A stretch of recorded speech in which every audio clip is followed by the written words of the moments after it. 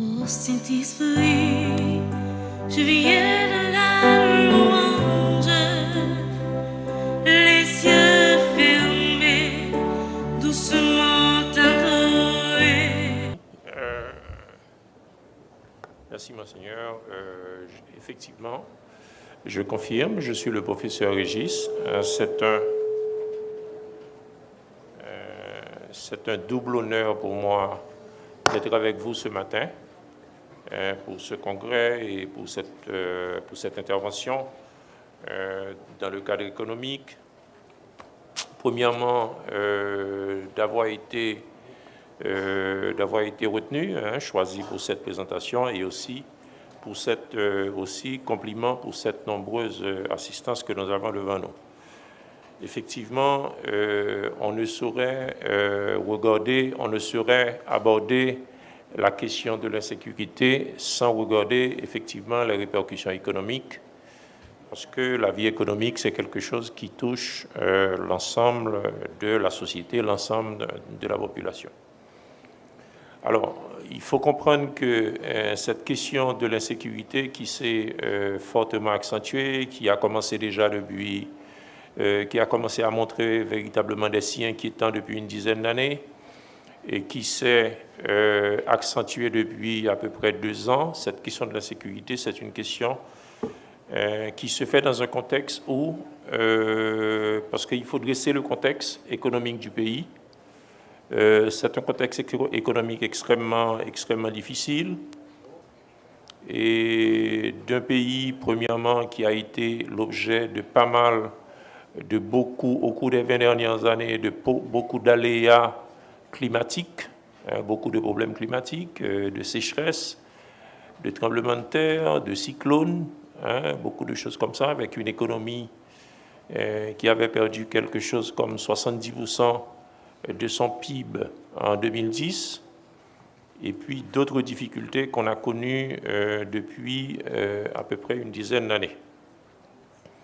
Et puis il faut comprendre aussi que cette question de l'insécurité est venue rattraper une économie également, une économie haïtienne dont les principaux paramètres, les principaux indicateurs économiques sont extrêmement faibles, extrêmement difficiles depuis de nombreuses années. Alors, il faut commencer par là. Il faut dire que, de manière générale, structurellement, l'économie haïtienne est une économie relativement faible. Quand je dis relativement, il aurait fallu dire absolument faible, parce que c'est une économie qui n'a pas su, au cours des siècles, qui n'a pas su véritablement faire les transformations nécessaires de révolution industrielle, de mécanisation, d'amélioration des facteurs économiques, des facteurs de production. C'est une économie qui est foncièrement, pendant longtemps et jusqu'à présent, fortement axée sur l'agriculture, même si l'agriculture n'est pas le premier grand secteur, au sens de Colin Clark, n'est pas le premier grand secteur qui est en termes de contribution au PIB, même si l'agriculture n'est plus le premier secteur et que l'économie, depuis une vingtaine d'années, a connu une trajectoire en direction du secteur tertiaire. Mais c'est une économie qui repose énormément sur l'agriculture, mais c'est une agriculture qui est encore fortement une agriculture de subsistance, qui n'est pas encadrée, qui n'est pas suffisamment encadrée, une agriculture qui a connu des velléités d'encadrement à partir des années 60 jusqu'aux années 80, à partir des années 80, et on sent que l'agriculture est plus ou moins délaissée et que les efforts qui se faisaient pendant une trentaine d'années, ces efforts-là ont été abandonnés et que depuis à peu près 30 ans, ce sont des contributions ponctuelles que l'État apporte à l'agriculture, et non un effort vraiment, un effort structurant comme ça a été le cas au cours des années 50, 60, 70, où véritablement On a commencé à faire des barrages, on a commencé à organiser l'industrie agricole, on avait commencé à faire des choses comme ça, mais depuis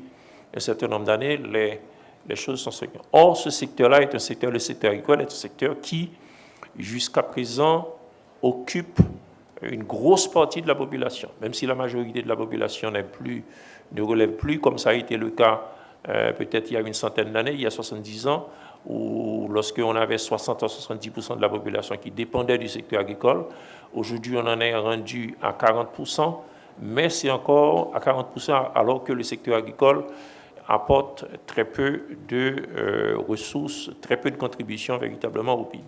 Donc c'est pour vous dire que nous sommes structurellement, nous sommes dans une économie qui n'a pas su faire le basculement technologique, le basculement de la révolution industrielle, qui avait, dans les années 70, et qui avait fait des efforts d'industrialisation, notamment dans quelques secteurs miniers, dans quelques secteurs de transformation agricole, de l'huile, de la canne, des choses comme ça, mais toutes ces usines-là ont été fermées vers 91, 94, donc ça veut dire qu'on est rendu quasiment, après ce temps-là, on est rendu avec une économie où il n'y a quasiment pas d'usines et que les seules rares usines qu'il y a sont des usines de sous-traitance, encore que dans les années 70, il y avait quelque chose comme 35 000 à 40 000 personnes qui travaillaient dans la sous-traitance. Aujourd'hui, ça a été fortement réduit jusqu'à 15 000 personnes au moment des grosses crises. Mais il y a eu une petite reprise parce qu'il y a eu une diversification vers le nord du secteur de la sous-traitance qui fait que, or, on sait que la sous-traitance, on ne peut pas trop compter dessus. Ça apporte des choses, ça permet de former les gens, ça permet de former la main-d'œuvre, mais on sait que la sous-traitance ne permet pas véritablement aux gens de... Ce n'est pas un secteur dans lequel quelqu'un peut travailler toute sa vie, hein, la sous-traitance. Ça veut dire qu'on peut y travailler 3 ans, 4 ans, 5 ans, 7 ans maximum, et au-delà de 5-7 ans, on est fatigué. On n'est pas capable de tenir le rythme de la sous-traitance. Et dans tous les pays où il y a de la sous-traitance est un secteur qui est... sur lequel les États mettent l'accent, mais surtout pour préparer des gens en termes de discipline, en termes de méthode de travail, pour que ces gens puissent aller travailler et pour que ces gens puissent recevoir une formation complémentaire et aller travailler dans d'autres activités de tourisme, dans d'autres activités d'industrie, parce que la sous-traitance permet au moins de faire ça. Mais on peut y travailler pendant qu'on est jeune, mais du moment qu'on commence à avoir 35-40 ans, la cadence, elle est trop forte. Ça veut dire c'est très difficile de faire ça. Donc tout ça, c'est pour poser un petit peu le contexte un petit peu économique de manière globale, de manière structurée, pour dire que la situation économique, c'est pour dire que l'insécurité nous a rejoints dans un contexte où nous n'étions pas économiquement très informés. Et que, on va le voir tout à l'heure, que l'insécurité est la pire des choses qui puissent arriver dans ce contexte-là. Parce que l'insécurité, en plus de ça, en plus du fait qu'il n'y a pas de structure, les structures sont faibles, et l'insécurité est venue nous rattraper pendant que nous avons 2 autres maux qui sont extrêmement graves aussi. Parce qu'il faut comprendre que nous sommes dans un contexte général économique de mauvaise gouvernance. De mauvaise gouvernance, ça veut dire que les règles fondamentales économiques ne sont pas toujours au rendez-vous, et à savoir qu'il y a mauvaise gouvernance sur le plan économique, il y a mauvaise gouvernance sur le plan des ressources, il y a une corruption généralisée. On sait que la corruption, c'est à la fois une saignée. C'est comme si on voulait faire un jogging, et puis la meilleure chose à faire pour faire un jogging, parce que faire de l'économie, c'est une activité. Hein. Pousser une économie vers la croissance, pousser une économie vers le développement, c'est une activité extrêmement sérieuse qui demande d'être en bonne forme physique, Il faut que le pays soit extrêmement solide pour les pays qui font des bons économiques de développement et de croissance sont des pays dans lesquels ces pays-là sont extrêmement en forme sur le plan physique. OK? Ces pays ne sont pas encore développés, mais ils sont en forme physique. Or, dès qu'il y a mauvaise gouvernance dans une économie, on sait que physiquement, on n'est pas bien. C'est comme si on voulait faire un marathon, on voulait faire un jogging, et la première bonne chose que l'on fait pour faire le jogging, c'est de se taillader les veines partout et de dire que comme ça, je serai mieux. Parce que corruption veut dire qu'on perd de l'énergie, on perd du sang, on perd l'argent qui aurait dû servir pour... Cet argent-là, il n'est pas rentré dans les caisses, il ne reste pas dans les caisses, il n'est pas orienté correctement. Donc tout ça, ce sont les problèmes dont il faut bien comprendre ça. C'est vrai que nous voulons arriver aux répercussions, mais il est tout à fait nécessaire de comprendre cette question-là, de comprendre la question des répercussions de l'insécurité, mais de commencer par voir véritablement que nous avons une structure économique extrêmement difficile. Deuxième aspect qu'il faut voir, structurellement, on a compris. Mais maintenant, qu'en est-il conjoncturellement depuis 12 ans, depuis 2010, et plus particulièrement depuis les dernières années? Quels sont les chiffres de l'économie nationale? Là encore, les chiffres ne sont pas très extraordinaires. Une économie extrêmement malade, c'est comme si, là nous sommes en train de parler, c'est comme si vous aviez été chez le médecin pour faire un bilan, et puis un bilan de labo, ou un bilan de quelque chose comme ça, et puis on vous donne le bilan, 2 pages, 3 pages de labo. Et puis, le médecin, qu'est-ce qu'il fait? Il met les 2 mains sur la tête. Mon Dieu, qu'est-ce que ça veut dire? Oh, je vois X, Y, je vois cancer, je vois cholestérol, je vois X, je vois Y. C'est comme si toutes les pages sont mauvaises. C'est un peu la situation de l'économie haïtienne avant. C'était le cas de la situation de l'économie haïtienne, et ça le devient encore plus. La situation est extrêmement grave sur le plan des paramètres économiques, vu que les 3 secteurs de l'économie sont en difficulté depuis notamment l'aggravation de la crise de l'insécurité. Les 3 secteurs de l'économie, à savoir, pour ceux-là qui sont en économie, à savoir le secteur primaire, l'agriculture et tout et consorts, le secteur secondaire, tout ce qui est petite et grosse industrie de transformation, et puis le secteur tertiaire, c'est tout ce qui est services, de manière générale, l'université, les hôpitaux, le tourisme, des choses comme ça, sachant qu'il y a le commerce, sachant que tous les aspects du secteur tertiaire, tous les sous-secteurs du secteur tertiaire sont intéressants, mais il y a des sous-secteurs du secteur tertiaire qui sont plus intéressants que d'autres parce que ce sont des secteurs qui ont un effet multiplicateur extraordinaire, tel que le tourisme, par exemple.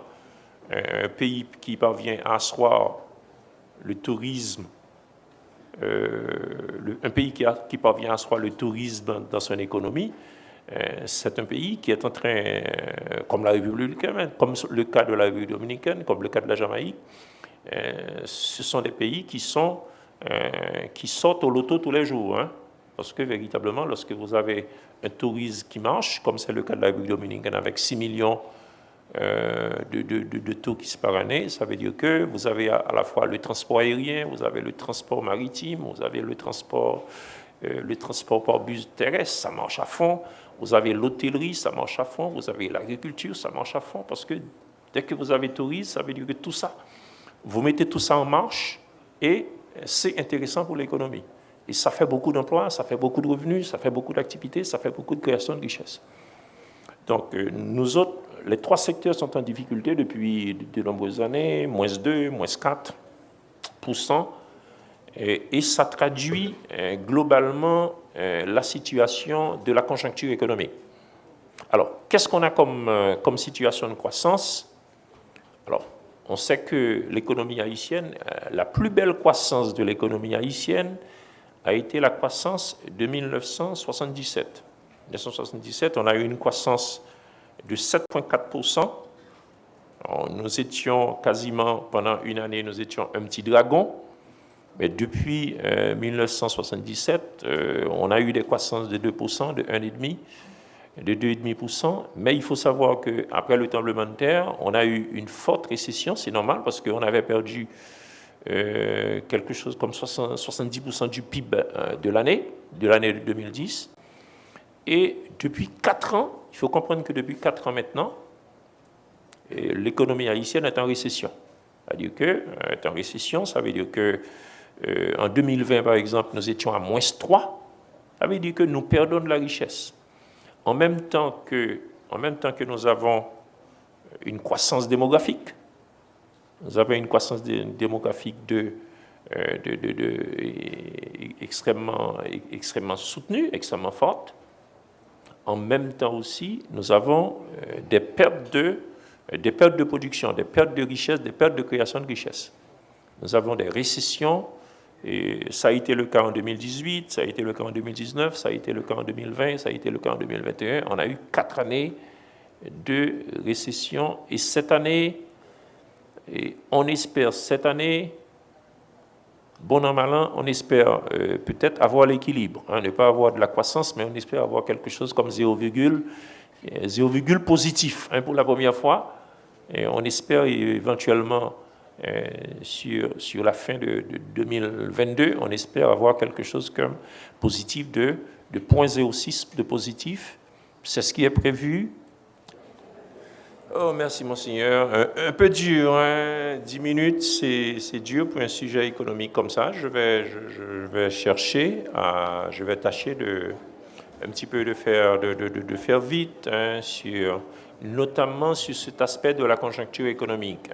Et effectivement, nous avons, en matière de conjoncture économique, il y a en général une dizaine d'indicateurs que l'on regarde pour savoir l'état d'une économie. Le premier indicateur que l'on regarde, qui est l'indicateur la plus importante, on peut comprendre ça, c'est la croissance économique. Parce que c'est la croissance économique qui montre que l'économie est en train de créer de la richesse, est en train de créer de bonnes choses, est en train de faire des choses positives. Donc, on voit qu'au cours des 4 dernières années, comme premier indicateur, au cours des 4 dernières années, l'économie était en récession. Ça veut dire que, de ce point de vue-là, de ce premier indicateur, ce n'était pas extraordinaire et fameux. Alors, le deuxième indicateur que l'on regarde généralement, c'est l'indicateur de l'inflation. La question de la stabilité des prix, parce que derrière la stabilité des prix, il y a un élément très fort sur le plan économique, c'est l'élément de certitude, et puis d'autres éléments aussi. Et c'est l'élément de certitude. On sait que l'inflation était extrêmement mauvaise au cours des dernières années. C'est-à-dire que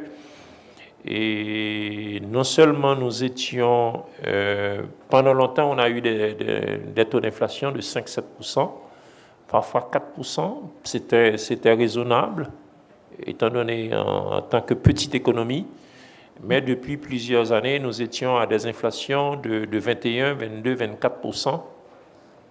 C'est beaucoup, 24% c'est beaucoup, et ces inflations-là sont dues, et c'est insupportable. Heureusement que pour l'année de 2021, on est sur des bases un petit peu beaucoup plus intéressantes, on est sur des bases qui, jusqu'à présent, montrent que l'inflation en fin d'exercice, lorsqu'on aura fait le compte en 2022, on sera sur une inflation autour de 14-15%. On va laisser les 21-24%, on va être sur une inflation comme ça.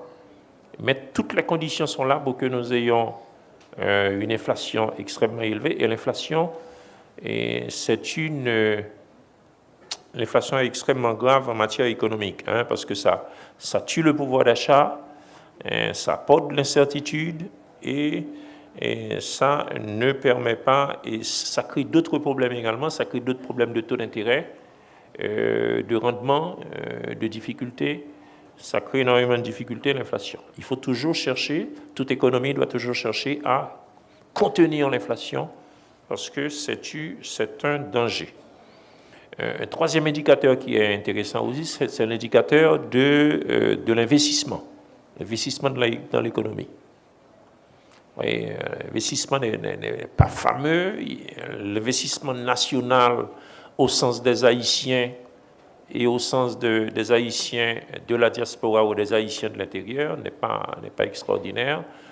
On est sur des niveaux d'inflation qui sont beaucoup plus faibles d'année en année.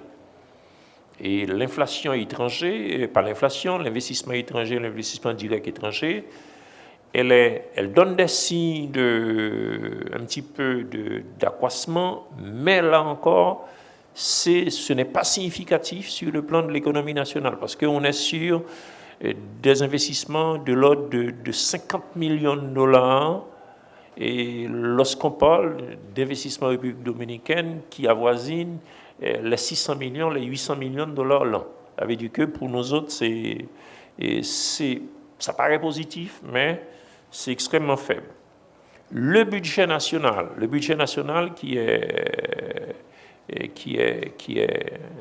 un sujet extrêmement important aussi. C'est la question, est-ce que le budget est équilibré?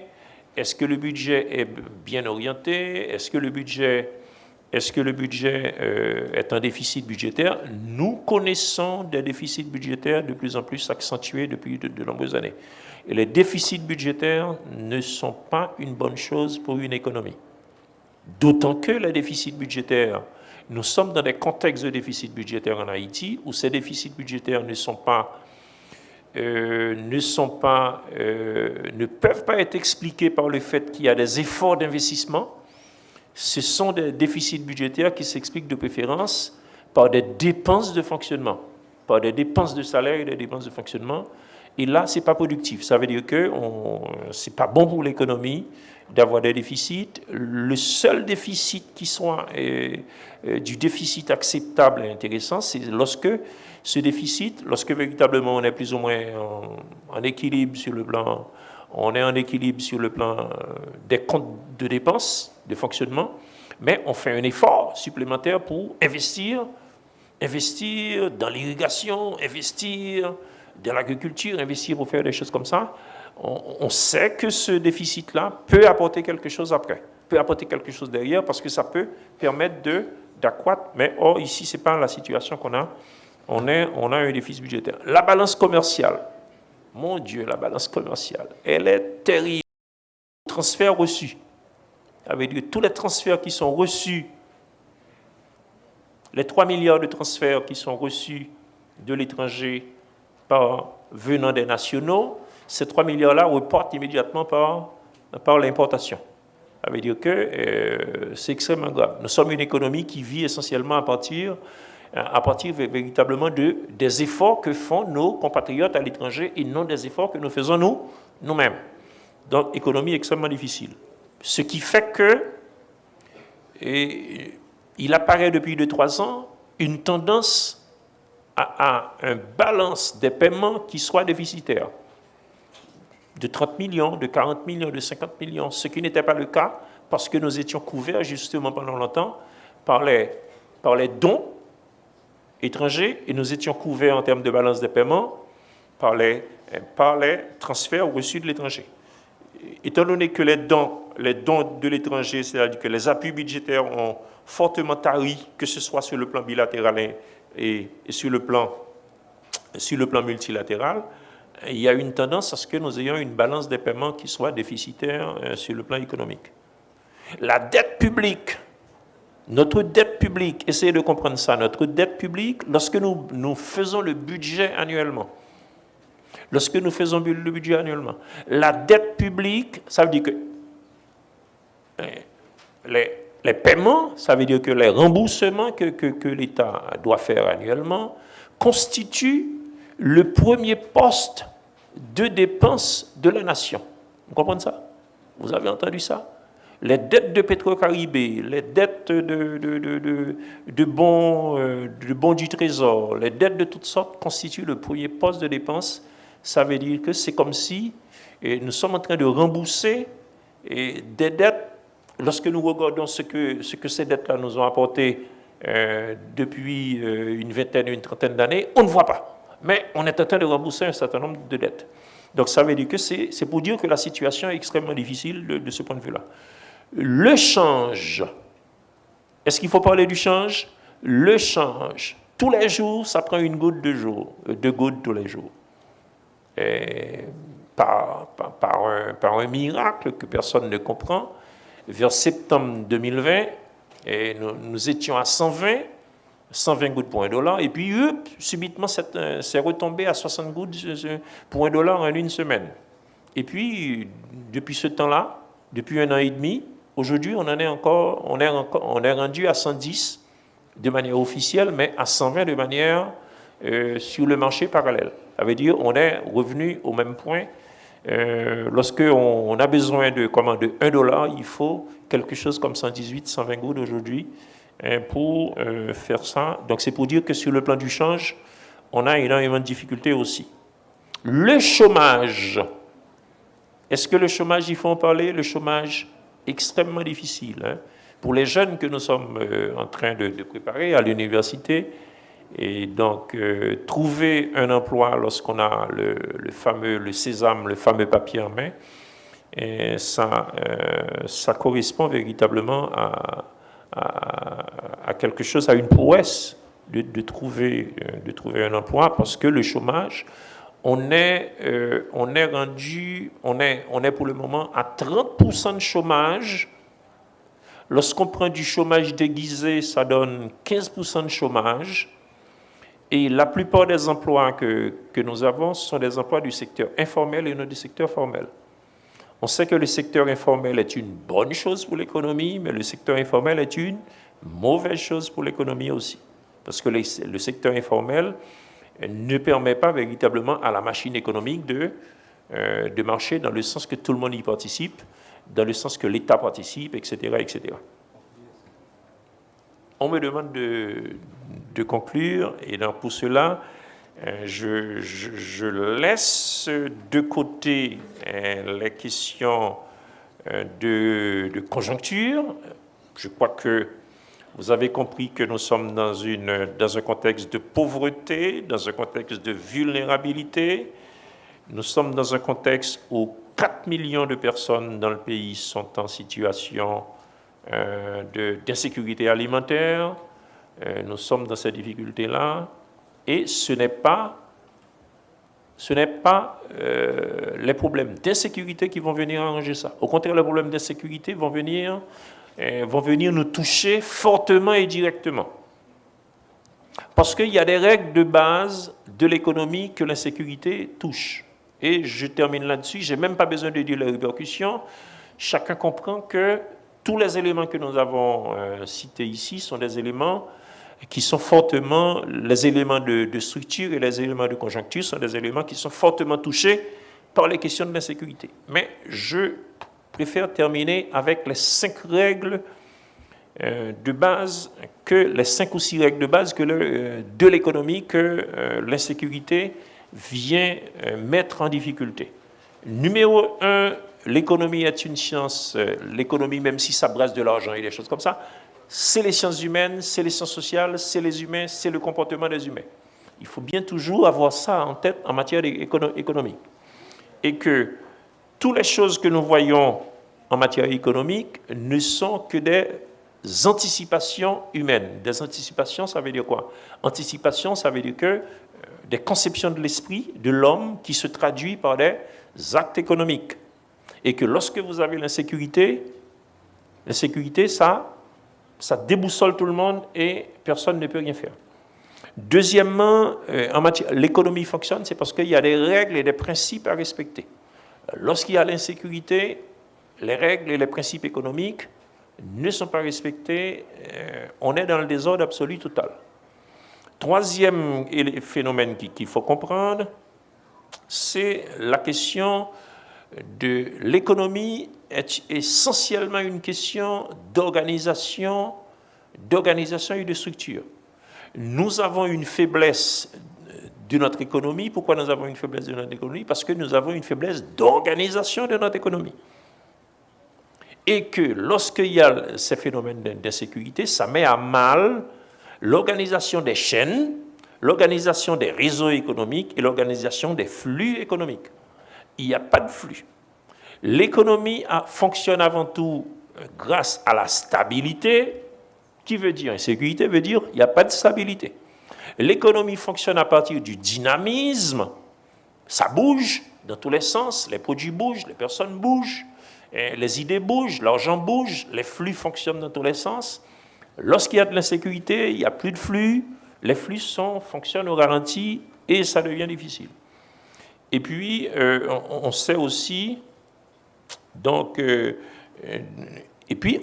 que l'économie, ça fonctionne parce qu'il y a interaction entre les groupes économiques, interaction entre les hommes et les femmes, interaction entre les acheteurs et les offreurs et les vendeurs, interaction entre les banquiers et les investisseurs, interaction entre tout ça.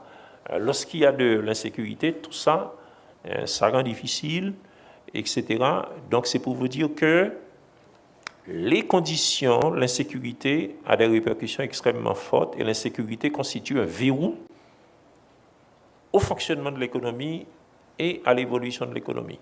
De sorte que tous les éléments que nous avons cités pour le moment sont des éléments qui sont en grosse difficulté. Maintenant, dernier mot, Monseigneur, en 1 minute.